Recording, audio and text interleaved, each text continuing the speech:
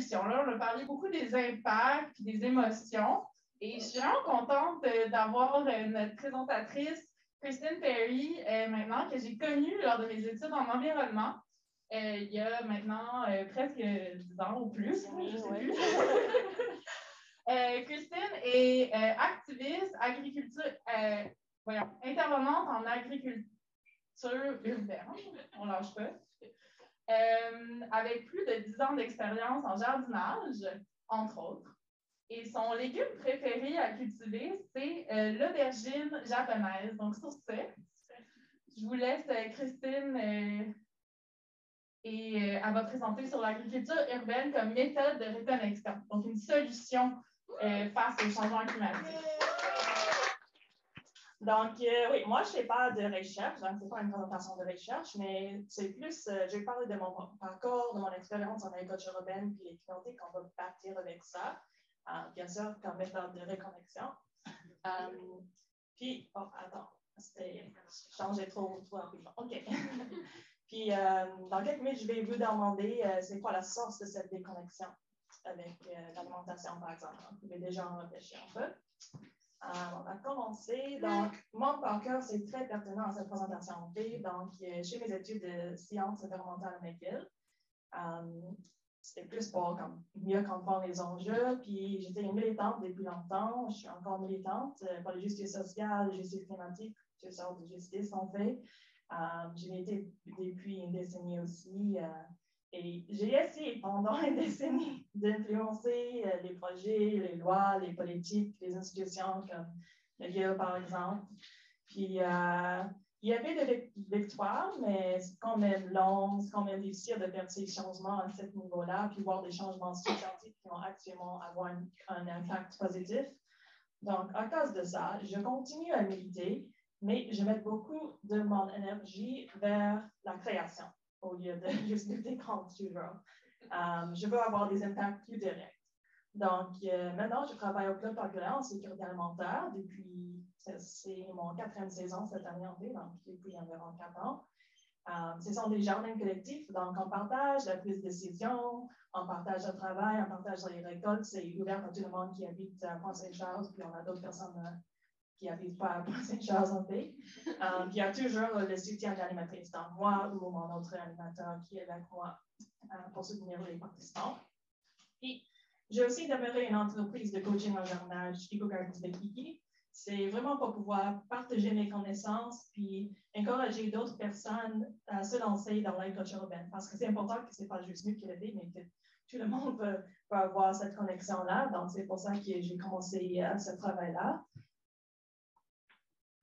Puis, la question de cette présentation, c'est vraiment comment l'agriculture urbaine peut servir de méthode de reconnexion et de renforcement de notre résilience face au changement climatique et tous les autres enjeux. Donc, comme promis, il y a la question que je vais vous demander. C'est quoi? Qu'est-ce qui a brisé notre connexion avec la provenance de nos aliments, avec nos communautés? Je vais vous demander comme ça. Le capitalisme. Oui. Le néolibéralisme. Parfait. Pardon? Confort, oui, c'est lié à la capitalisme aussi, je pense. Individualisme. Ouais. Épicerie grande surface. Oui, les grosses épiceries.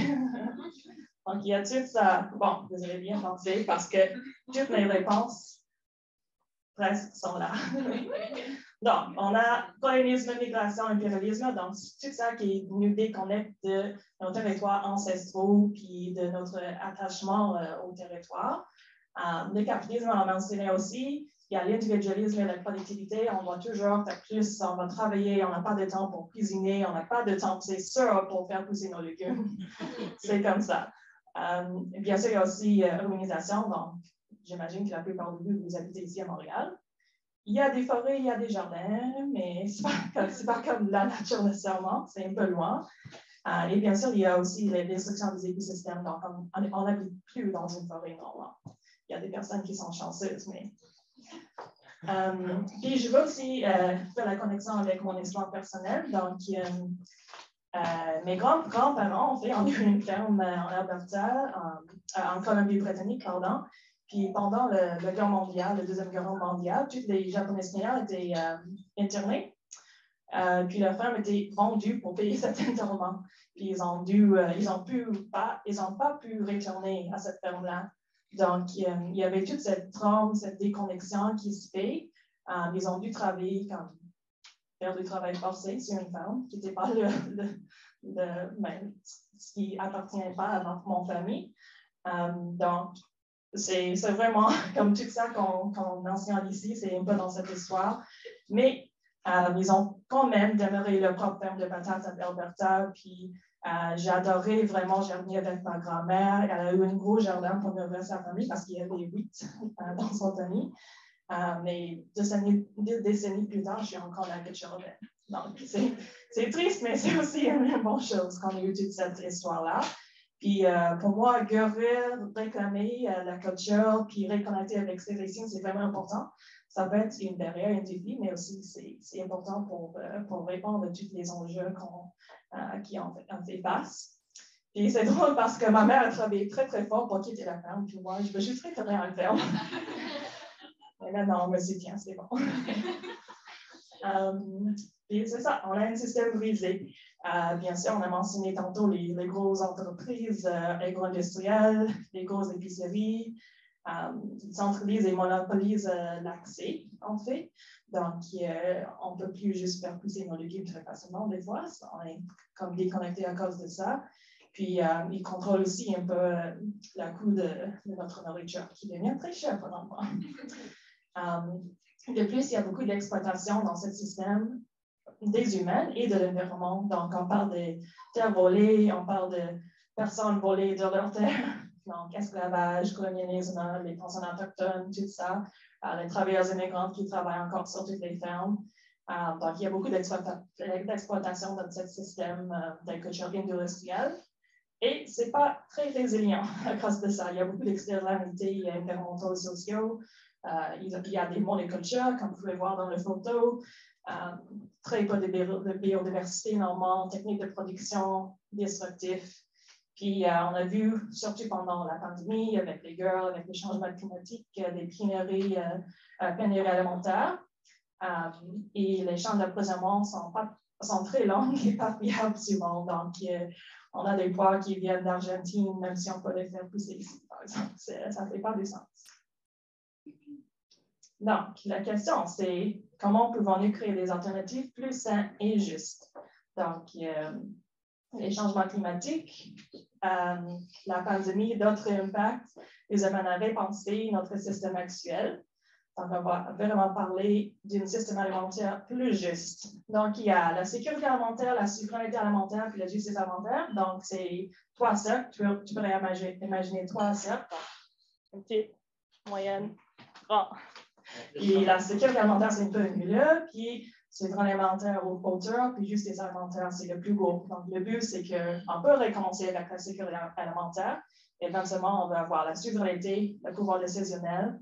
Puis la justice alimentaire, ça veut dire que tout le système est sans exploitation. Ça va adresser les inégalités, comme on pourrait contribuer selon nos moyens et recevoir selon nos besoins. Ça, c'est une photo de Desjardins qui est Janine, en fait. Donc, c'est une solution possible, juste pour montrer ça. Donc, nous allons cultiver nos aliments inhumains.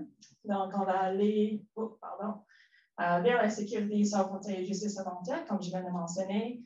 On pourrait manger frais, biologiques, hyper locaux, avoir accès aux produits moins communs, surtout pour les communautés de différentes cultures, c'est important. On a fait pousser de l'ocra dans le jardin, par exemple. C'est pas très facile à trouver des fois. Exercice physique et apprentissage et l'éducation populaire. On pourrait cultiver nos relations aussi. Donc, ce que j'ai vu avec mes jardiniers, il y a beaucoup de personnes qui sont très isolées, des personnes âgées qui habitent seules, par exemple. Donc, on va vraiment faire une communauté autour du jardin. On va soutenir leur santé mentale. Ils sont toujours, ils viennent, ils sont avec tout le monde, peuvent parler de leur vie, leurs problèmes, tout ça. Donc, on essaie vraiment de tisser les liens sociaux dans la communauté. Puis, nos relations, c'est aussi avec l'environnement. Donc, on parle des restaurations des sols, par exemple, verdissement, biodiversité, tout ça. Finalement, nous voulons vraiment cultiver nos solutions. Donc, on va encourager l'entraide, co-construire des communautés et des alternatives viables. Et puis, il faut vraiment que ça réponde à nos besoins. Ce n'est pas quelqu'un d'autre qui va le créer. C'est nous qui va le créer, on va imaginer. Oh, pardon. Et on va pouvoir développer plus d'autonomie et résilience face aux défis comme les enjeux de changement climatique. Ça prend vraiment les communautés plus fortes, puis ils peuvent commencer à les bâtir ensemble. C'est ça.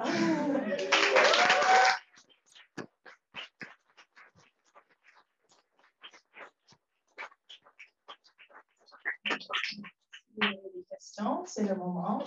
Je vous laisse avec mes coordonnées. Ça, c'est plus pour mon entreprise Eco Gardens Waikiki. En fait, je faisais un plan pour Nessa, c'est pour ça qu'elle m'a demandé de faire cette présentation dans le jardin. Je la recommande fortement. On a fait un plan de jardinage. J'ai le cerveau débordé par plein de projets. Puis là, j'ai un horaire, quand commencer les semis, quand les transplanter. C'est vraiment génial. Comment les organiser. Fait que je vous vends ces services fortement recommandés. C'est peut-être un peu maladroit là, de la manière que je l'ai dans ma tête, mais est-ce que tu as réfléchi à la mise à l'échelle, donc à mettre à grande échelle des pratiques d'agriculture urbaine? Est-ce que si ça devenait comme vraiment gros et populaire, quelle part de la population devrait se consacrer à l'organisme, mettons des gens comme toi, qui sont juste là pour faire en sorte que ça fonctionne? Est-ce que tu as déjà essayé d'imaginer de quoi aurait l'air? Oui, c'est sûr que nourrir tout le monde, c'est différent que bâtir des communautés. Donc, il y a beaucoup des coopératives, par exemple, des fermiers qui font des fermes comme bio-intensives à plus petite échelle que les grands, puis c'est biodiverse, écologique, tout ça. Puis ils font des coopératives pour mettre en commun leurs ressources, ce que j'ai trouvé intéressant pour faire cette scaling up. Mais on parle vraiment de l'agriculture urbaine dans la vie parce que, en cause de la déconnexion plus. Donc, c'est plus pour. Je sais que dans mes jardins collectifs, il y a un peu de trade-off entre la production et l'apprentissage, c'est sûr. Puis il y aura d'autres projets que je vais monter le but, ça va être plus la production puis un peu d'apprentissage. Donc, il faut toujours réfléchir de c'est quoi vos priorités et pourquoi. Donc, mais quand même, je n'achète pas des légumes pendant l'été parce que je les pousse toutes. Puis mes jardiniers aussi, ils quittent chaque semaine avec un panier de légumes qu'ils ont poussés eux-mêmes. Oui. Tu as parlé beaucoup des avantages de cette reconnexion-là, de l'agriculture urbaine. Comment favoriser l'intérêt de la population, des gens concrètement? Parce que moi, je m'intéresse entre autres aux jardins éducatifs dans les écoles. Est-ce qu'il y a d'autres moyens? Oui, mais je pense qu'on fait commencer avec les jeunes, c'est important. On a des ateliers en école aussi, puis on invite des personnes à venir nous visiter à la serre. On va pouvoir faire ça encore après la pandémie, mais encore, ça commence, ça recommence. Puis oui, je pense qu'il y a beaucoup de personnes qui sont intéressées, mais des fois, il faut aller trouver des personnes qui sont moins intéressées parce qu'ils sont des personnes qui sont peut-être plus en besoin. Puis aussi trouver plusieurs façons d'être impliquées. Donc, par exemple, j'ai une personne qui est conseillère de vie qui vient dans nos jardins pour cultiver, mais elle va peut-être prendre quelques herbes, elle ne va pas prendre tout dans la récolte. J'ai d'autres qui ont vraiment besoin de la nourriture, donc ils viennent spécifiquement pour ça. Donc, il faut réfléchir les besoins de la communauté, puis comment répondre à tous les besoins, si c'est possible, et comme dans les plusieurs façons d'implication, en fait. Est-ce qu'il y a déjà des plans qui commencent à se faire pour l'agriculture urbaine hivernale? Oui, il y a toute une livre sur le maraîchage nordique qui vient d'être lancée. Puis moi, j'ai semé déjà mes semis cette semaine, mais il y a plusieurs choses que vous pouvez faire pousser en hiver si tu as une serre minimalement chauffée, normalement à environ 16 degrés, mais il y a aussi des choses qui ne vont pas mourir si il fait 0, par exemple. Donc, il y a beaucoup des options. Et puis, ça commence de plus en plus au Québec. d'avoir juste des desserts plus pour l'hiver. Mon cerf, c'est 4 saisons, puis c'est 3 saisons au lieu de 4, puis j'aime ça parce qu'il faut reposer un peu l'hiver. Ah oui.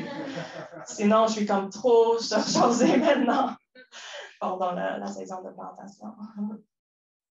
On aurait le temps pour une dernière question. Mais d'abord, merci pour ton travail, pour ton partage. Je ne sais pas si tu as la réponse à ma question. Je me demandais, avec Monsanto, que comme le monopole sur les semences, c'est quoi genre les répercussions sur les agriculteurs? C'est plus au niveau légal, mais ça, c'est la réponse. Je n'ai pas entendu la première partie de ta question. Pour les semences? Avec Monsanto, puis comme le monopole. Ah oui. C'est quoi les répercussions? Oui, en fait, j'ai eu une note, mais je n'ai pas lu ça, mais c'est toujours important d'acheter des petits semenciers. Puis, il y a beaucoup de semenciers locaux qui vont avoir des semences qui sont plus adaptées déjà au climat. Donc, c'est mieux pour vos productions, c'est mieux pour l'environnement, c'est mieux pour la communauté, on achète local, tout ça. Donc, c'est toujours important d'essayer de soutenir ces plus petits semenciers. Normalement, ils sont tous bio aussi, donc c'est bien. Ouais. Parce que Monsanto, en fait, ils achètent de plus en plus des choses, donc, même des choses qui n'ont pas le nom Monsanto, puis ils ont changé leur branding. C'est encore Monsanto. Il faut juste faire un peu de recherche pour savoir qu'est-ce que vous achetez et pourquoi. Puis toujours, si vous connaissez la personne ou la compagnie, c'est mieux parce que vous allez savoir que c'est bien fait. Au Québec, on a du Ouais. On est quand même choisi. Si vous allez sur le site Cultiver Montréal, ils ont toute une liste parce qu'ils font le foire des semences, Seed Saturdays, fête de semences. Vraiment en février, donc ils ont toute la liste. Et merci.